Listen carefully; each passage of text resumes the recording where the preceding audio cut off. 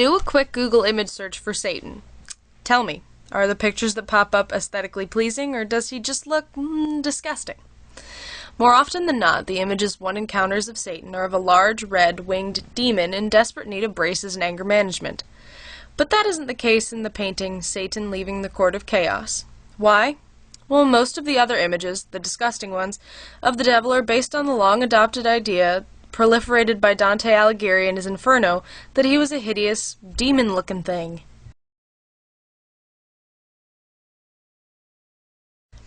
But that isn't what John Milton, author of Paradise Lost, thought in his masterpiece.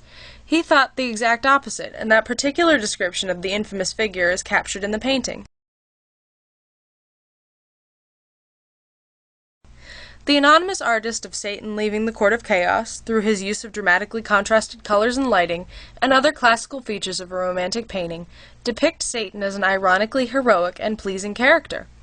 This goes along with what many believe of Milton in Paradise Lost, that he was more comfortable when talking about, and had a clearer vision of Satan, as opposed to God.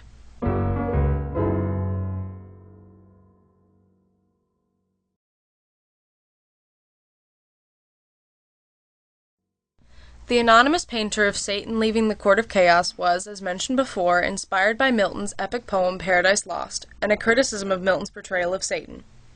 The figure of Satan in the painting tries to capture what Milton wrote about the typically unsavory character. Is that putting it too mildly, to call him that?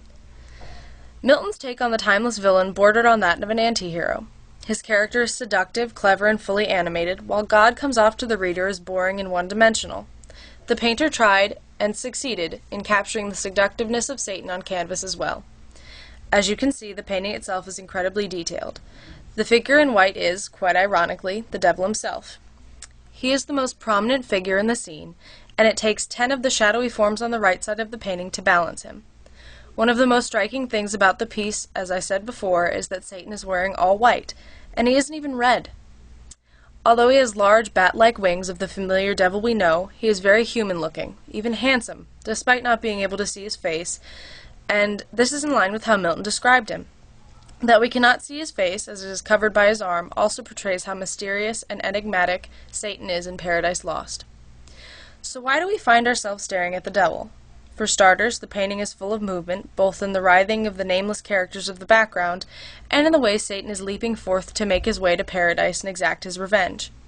The grandiose pose in which Satan is frozen is part of what draws the eye to him, much as his grandiose notions and fantastic speech draws the readers of Paradise Lost's attention. It is also his impressive physique, and the desire to see his face, the face that is so mysteriously hidden, that entices the viewer to study Satan's figure far longer than those in the background. The muted, almost repulsive color scheme of the surrounding characters also serves as a nice backdrop from which Satan, in his dazzling white, springs forth. The painter combines this use of light against dark, dank colors with a brilliant display of dynamic lighting choices. If you will notice, or try to at least, the figures in the background are surrounded by shadows and confusing mist, and their features all seem to muddle together. There are even 2 figures who are completely in shadow, and upon first glance are hardly noticeable. But aside from his hidden face, Satan is bathed in an almost ethereal light that does not touch the misty characters behind.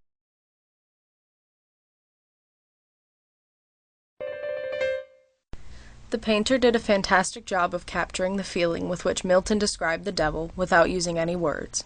It can be argued, perhaps, that Milton simply set Satan up to be an anti-hero with whom we empathize, much like many do with the narrator of Lolita, to prove a point about God and the goodness of being, well, good. Whether the artist, and many others like he and William Blake, was correct in what he thought, through his use of lighting, movement, and detail, he captured the feeling of Satan from Milton's masterpiece perfectly, while leaving just enough mystery to keep the viewer guessing. Too bad he didn't take any credit for it, and we just have to call him anonymous.